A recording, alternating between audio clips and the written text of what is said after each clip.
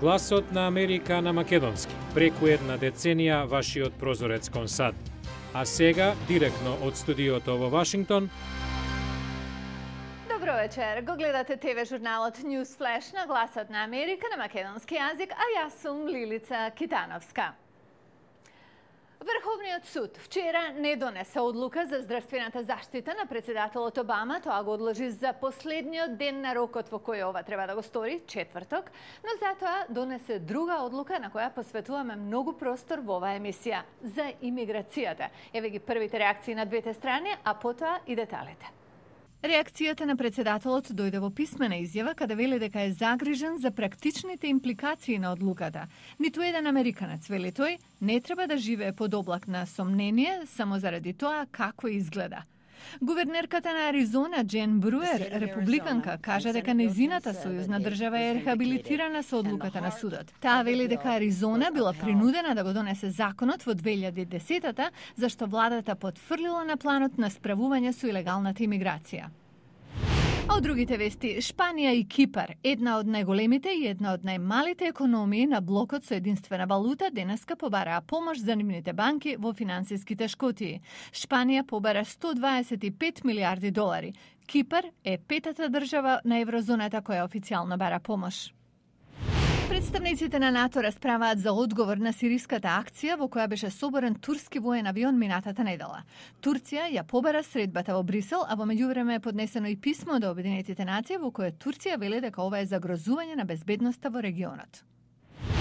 А во САД хаос прави тропско невреме што донесе големи поплави во Флорида и се заканува со торнадо. Врховниот суд на САД поништи неколку клучни делови на строгиот закон за имиграција на Аризона, донесен во 2010 година, со намера да ја помогне на полицијата да се справи со илегалците. Ова би било голема победа за администрацијата на Обама, доколку судот го поништеше и најконтроверзниот дел од законот. Полицијата и натаму има право да бара покажување на документи за имиграциониот статус од луѓе запрени од други причини. Што значи ова во продолжение? Судот пресуди дека Аризона има право да го имплементира својот закон за имиграција. Тоа значи дека кога полицијата некого законски ќе запре, од која и да е причина, може, доколку постои разумно сомневање, да побара доказ дека лицето е легално во САД. Пред судот противниците брзо ја осудија ваквата одлука. Дипак Бхаргава е со кампањата за промена на заедниците во Вашингтон. Ова ќе се претвори во расно профилирање од масовни размери. Секој што има обоена кожа и не е бел, ќе биде во ризик да биде запрен. Но Џо Арпајо, шериф во Аризона, мисли поинаку. Тоа е само да се види дали сте во земјата илегално. Ако се сомневате, мислам дека тоа нешто зборува. Ние тоа го правиме веќе 4 години, но добро е да се има ваква одлука. Судиите признаа дека ваквата одлука може да биде предмет на други легални предизвици, зашто судот практично кажа дека имиграцијата е надлежност на националната влада, а не на сојузните држави. Дотлку повеќе што не е само Аризона во прашање. 13 други држави имаат слични закони или планираат да донесат такви. Некои сметаат дека треба да се започне со нивно елиминирање. Ова е Габи Пачеко од Еквадор. Нашата заедница живее во страв заради расното профилирање што се случува, заради затворањето, зашто полицијата ова го користи против нас. Многу имигрантски групи веќе ветуваат предизвикување на овие имиграциони закони. Одлуката на судот ја интензивираше дебатата во земјата и повеќе од сигурна дека ќе биде фактор на годинешните председателски избори. Представници на агенциите за спроведување на законот велат дека криминалните банди се во пораст, со преку 33.000 кои сега оперираат во земјата, а на кои отпаѓа повеќе од 50% од криминалот со насилство. Но во една населба близу Вашингтон оваа статистика веќе не важи. Властите велат активноста на бандите е во опаѓање. На што се должи ова? Гледате понатаму. Сончево саботно попладне полно со спорт. Годинешниот фудбалски турнир на антигангстерската полициска единица во општината Арлингтон е дел од пошироката стратегија за оттргнување на тинеџерите од бандите во предградија на Вашингтон. Роберт Вилчес е координатор на програмата. Верувам дека ни една општина, ни еден град не е имун на проблемите поврзани со активностите на бандите. Секое дете е во ризик, а некои се повеќе од други.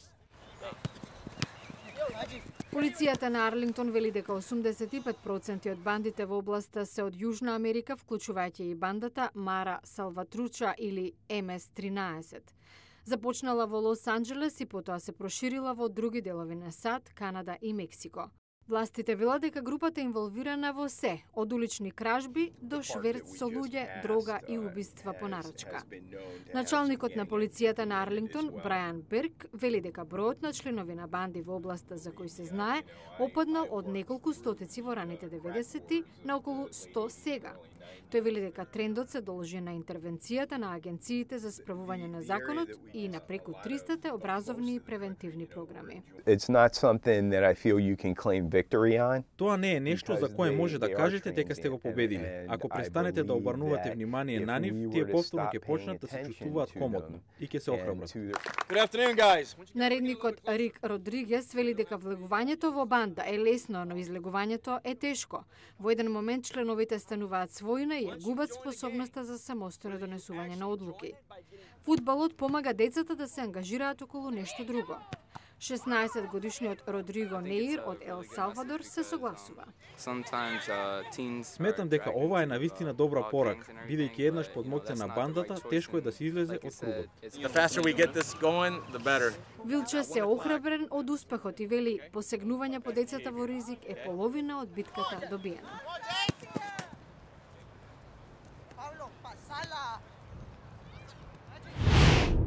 Која е користа од луѓе во Вселената? Дали роботите би завршиле подобра работа? НАСА вели не, многу научници го тврдат спротивното. Гледајте на утре, ќе ве воведеме во дебатата што овде во САД е многу жешка. Утре во Newsflash, НАСА планира да потроши $1 трилион за испраќање човечки екипаж на Марс. Што се може со тие пари да се направи овде на Земјата? Прашуваат некои. Со таа мисла ве оставаме, зашто ова беше се што подготвивме за оваа емисија. Се разбира, ви останува на располагање нашата интернет страница, а може да појдете и на нашата Facebook страница. Јас сум Лилица Китановска, вие го гледавте Newsflash на Гласот на Америка на македонски. Пријатна вечер!